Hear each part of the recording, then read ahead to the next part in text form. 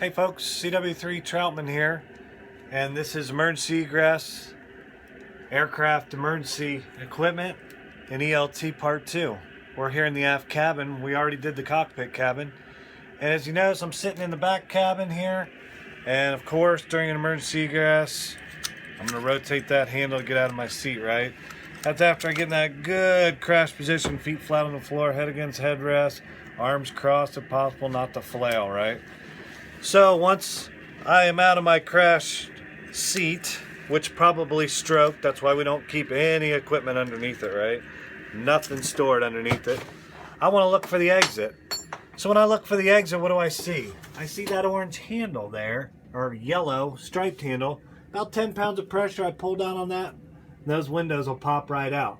It's important when we brief our passengers that they know that those emergency handles aren't how you open the door, because it will pop the windows out, and where they're located at in an emergency. Because on the right side, or starboard, they're aft, and on the port side or left side, they're forward. So that's important to note. Let's move up front of the cabin, take a look at what we have up here. So coming up here, we have the AMSS kit, tailored by your battalion commander for the area you operate in. 4 flyaway quick grab kits that have all kinds of goodies in them to help you in a survival situation. That's another class, and you're free to watch that on YouTube also. Coming through, we have fire extinguishers. 1, 2 fire extinguishers. Those aren't for the aircraft, those are for you. Those are to make sure you can make a path to get everybody out safely. We have a crash axe. If you, for whatever reason, you can't get out because you need to bash your way out, right there, that'll help you out. 3 first aid kits, 1 there, 2 on the back seats of the pilot seat, with the date and tag on it, done during pre-flight always, and maintained by your ALSI techs. So there's your first aid kit. Simple reach up, grab and pull, pops right off. You can take it with you. Something else about the seats. 2 kinds of seats in a Black Hawk. With the tilt lever release, you have the vertical release seats so you can get the pilot, should they be injured, out of the seat.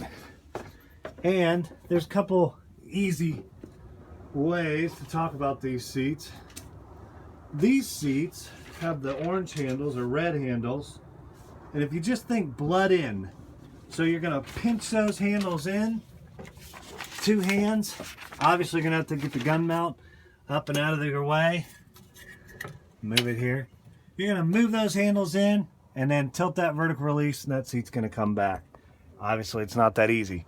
Just remember, maintain that seat's going to go all the way down to the floor when that happens. For the yellow striped handles, we call it piss out. So blood in, piss out. You're going to pull those handles out, and then there's a little foot switch down here. When you step on that, that seat's going to go down and come back on you. So just keep that in mind. While we're over here, let's talk about this 406 megahertz beacon right here. If you look, these should be installed in the aircraft CONUS only. CONUS, we don't usually use those. 406 megahertz activates at 10 G's automatically. You can arm it or turn it on with this white switch. Say you're in a crash, you want to turn that on, just another thing to help that satellite find you right there. These are specifically numbered for each aircraft tail number. So once that's going off, it will signal. In this case, 539 is having a beacon code, and they'll come looking for it. So this is pretty much your aft cabin egress procedures and how to get out of the seat.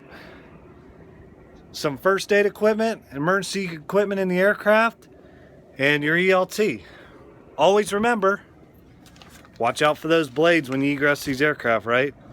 We're going 3 and 9 or 5 and 7.